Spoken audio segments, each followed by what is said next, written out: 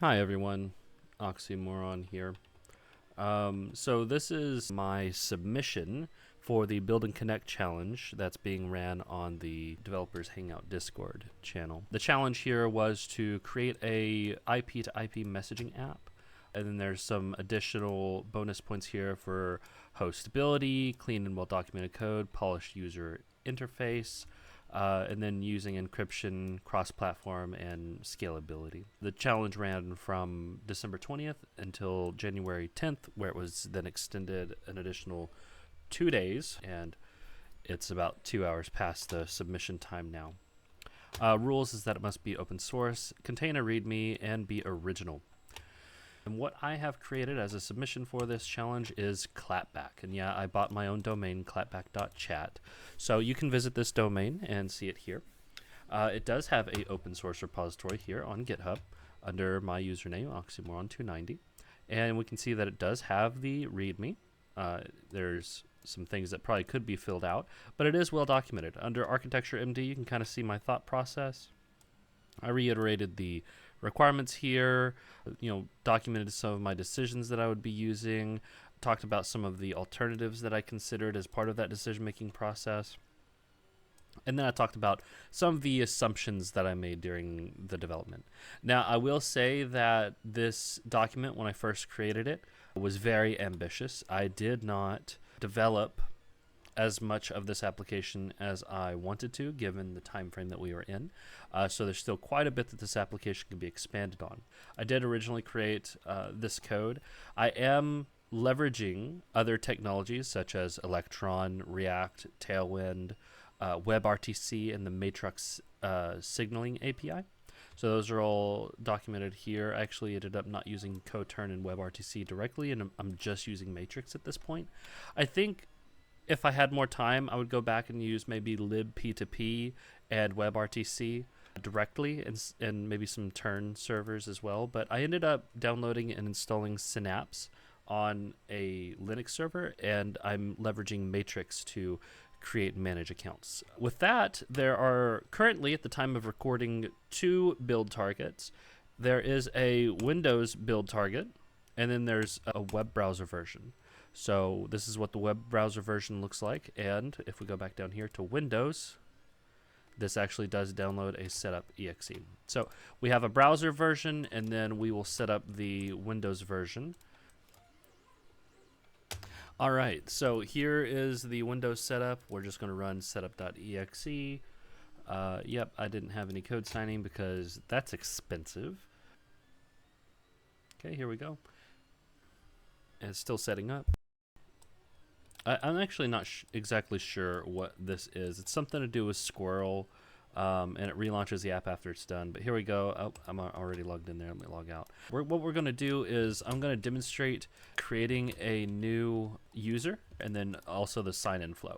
So let's sign up. We're going to sign up with Oxy6, and I'm just going to put in my email address with the plus Oxy6 on there at gmail.com.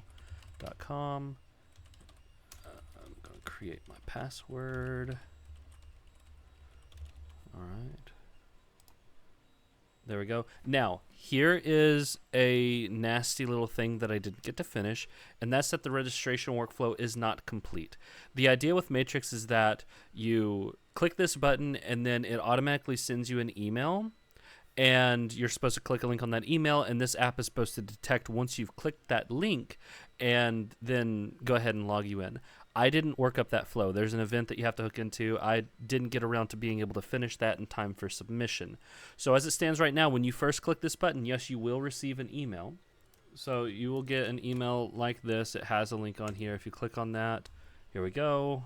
Yep, continue to site. There we go. Your email has now been validated. That's what you're going to see when you click that link without having to worry about, any of the SSL issues or DNS resolving issues or whatever. Once you're at this step, click this again, and there you go. Your user is created. Another known bug right now is that on first login from that registration step, the user information isn't populated for some reason. So it's simple to just log out and log right back in, and you're going to have your user information there. Okay, so here we go. We have Oxy 6 online. Let me go ahead and log into Oxy 5 over here, and we're going to get a chat going between these two. Now, another bug in this program right now is that your chat rooms, your conversations, are not automatically populated whenever you first log in. I don't know why that is. I tried to resolve it. I think there's an event that I need to hook into or something. It's part of the Matrix spec that I'm still learning. There's a lot that I learned during this project, and I'm really grateful for that opportunity. But because of that, there's things that I didn't understand, and so there are some things lacking here. That all being said, once you log in, click this refresh button. That's going to load your chat list. You can see I have some ongoing chats from testing here. Let me go ahead and just remove those for now. And when you first remove those and you refresh, it's going to show empty room and then people were there or whatever. Those linger for a little bit. They'll be removed eventually on new refreshes. But what we want to do now is create a new chat. And we're going to look up Oxy 6 here. I'll search them there. Actually, you can do any sort of search here. There we go. But we're going to look up Oxy 6. There we go. We created a new chat room with Oxy 6. You can see Oxy 6 doesn't see anything here. He has to refresh his chat room, and we can see Oxy 5 immediately shows up. So we'll click on that, and we'll say hello here, and we can see the message goes through to Oxy 5. And the chat windows will continue to work. So there we go. That is a working rudimentary app. There are still several features in this application that did not get completed. Anyway, thanks for watching. Enjoy the app. Watch for updates. This is a lot of fun. I have so much to learn about the Matrix protocol. It seems like there's so much there. I'm not even I'm using like maybe 2 or 3 endpoints, and there are so many endpoints. So this thing can do a lot. You can do voice calls and video calls with this. So who knows? Maybe a future version of Clapback will have those functionality.